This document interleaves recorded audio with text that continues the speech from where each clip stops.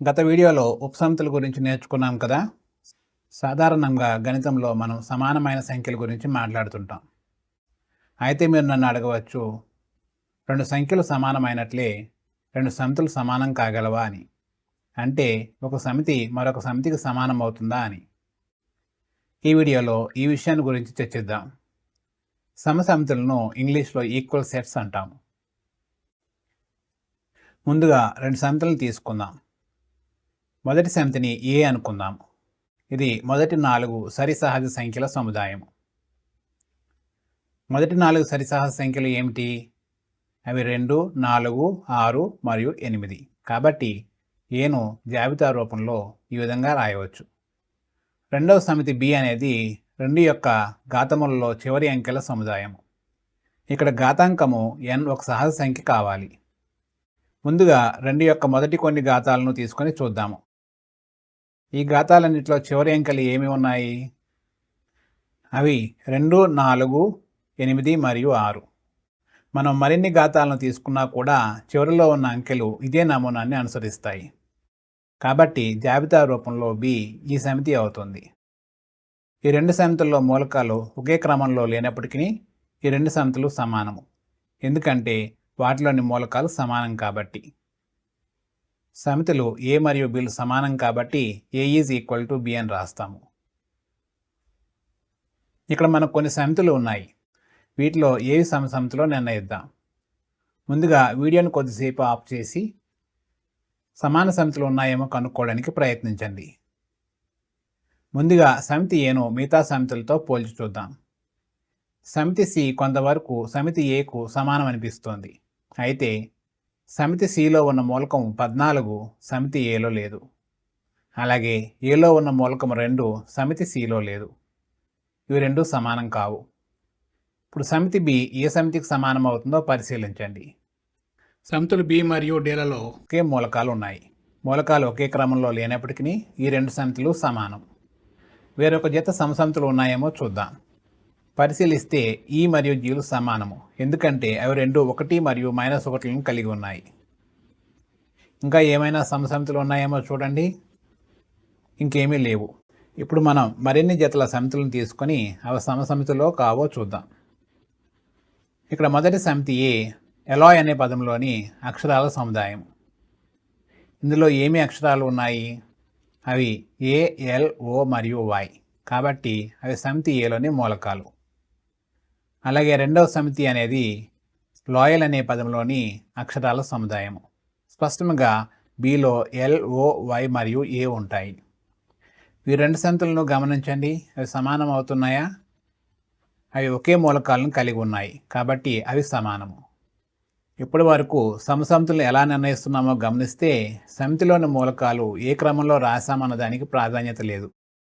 అలాగే మూలకాల పునరావృతమైనప్పటికీ వాటిని ఒక్కసారే రాస్తాము. ఎందుకంటే సమితి అనేది సునిర్వచితమైన విభిన్న మూలకాల సముదాయం కాబట్టి. మరొక జత సమితులను తీసుకుందాం. ఇక్కడ మొదటి సమితి ఏ. ఇది ఫాలో అనే పదంలోని అక్షరాల సముదాయము. ఈ పదంలో ఎఫ్, ఓ, ఎల్ మరియు డబ్ల్యూ అనే అక్షరాలు ఉన్నాయి కాబట్టి ఈ సమితి ఏ అవుతుంది. అలాగే రెండవ సమితి బి వోల్ఫ్ అనే పదంలోని అక్షరాల సముదాయము. బిలో డబ్ల్యూ, ఓ, ఎల్ మరియు ఎఫ్ ఉన్నాయి. స్పష్టంగా సమితులు ఏ మరియు బిలు సమసమితులు. ఇప్పుడు కొన్ని సంఖ్యలను మూలకాలుగా కలిగి ఉన్న సమితులను తీసుకుందాం. మొదటి సమితి ఏలో 2 మరియు 3 మూలకాలుగా ఉన్నాయనుకుందాం. రెండవ సమితి బి సమీకరణము x² + 5x + 6 0 యొక్క మూలాల సముదాయము. ముందుగా ఈ సమీకరణాన్ని సాధిద్దాం. ఇక్కడ మధ్యలో ఉన్న పదము 5xను 2x + 3xగా రాయవచ్చు. ఇక్కడ మొదటి రెండు పదాలను కారణాంక విభజన చేయగా x × x + 2 వస్తుంది. అలాగే చివరి రెండు పదాలను కారణాంక విభజన చేయగా 3 × x + 2 వస్తుంది. ఇప్పుడు x × x + 2 మరియు 3 × x + 2లలో ఉమ్మడి కారణాంకము x + 2. దీన్ని కారణాంక విభజన చేయగా x + 2 × x + 3 వస్తుంది. ఇక్కడ ఈ లబ్ధం 0కి సమానం కాబట్టి ఈ రెండు కారణాంకాల్లో కనీసం ఒకటైనా 0కి సమానం కావాలి. వీటిని ఈ విధంగా 0కి సమానం చేసి సాధన చేసినప్పుడు x = -2 మరియు x = -3లు వస్తాయి. కాబట్టి బిను జాబితా రూపంలో ఈ విధంగా రాయవచ్చు. ఇప్పుడు సమితులు ఏ మరియు బిలు సమానం అవుతున్నాయా? అవి సమానం కావు, ఎందుకంటే వాటిలోని మూలకాలు సమానం కావు కాబట్టి.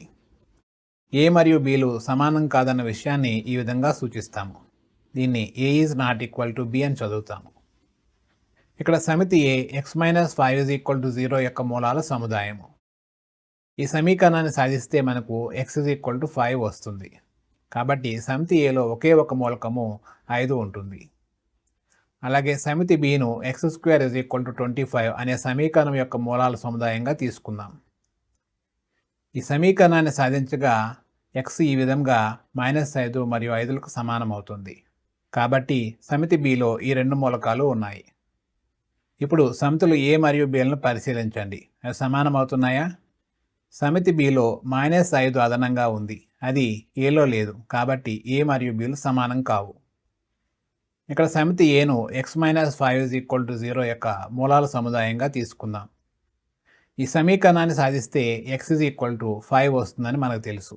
కాబట్టి సమితి ఏ ఒకే ఒక మూలకము 5ను కలిగి ఉంటుంది. అలాగే సమితి బిను x² - 2x - 15 0 అనే సమీకరణం యొక్క ధనమూలాల సముదాయంగా తీసుకుందాం. ముందు ఉదాహరణలోని వర్గ సమీకరణాన్ని సాధించిన విధంగా ఈ సమీకరణాన్ని కూడా సాధించడానికి ప్రయత్నించండి. ఈ విధంగా ఈ సమీకరణాన్ని సాధించగా x -3 మరియు 5లకు సమానం అవుతుంది. అయితే సమీకరణం యొక్క మూలము x ఒక ధన సంఖ్య కావాలి. ఇక్కడ 5 మాత్రమే ధన సంఖ్య, కాబట్టి బిలో 5 మాత్రమే ఉంటుంది. ఇప్పుడు సమితులు ఏ మరియు బిలను పరిశీలించండి. అవి సమానమా? స్పష్టంగా ఏ మరియు బిలలో 5 మాత్రమే ఉంది, కాబట్టి అవి సమసమితులు. ఈ వీడియోలో మనం రెండు సమితులు తీసుకుంటే అవి ఎప్పుడు సమానం అవుతాయో ఎప్పుడు కావో ఉదాహరణలు తీసుకొని చూసాం. ఇంకా రెండు సమితుల్లోని మూలకాలు ఒకే క్రమంలో లేనప్పటికీ వాటిలో ఒకే రకమైన మూలకాలు ఉంటే అవి సమసమితులు అవుతాయని చర్చించాం.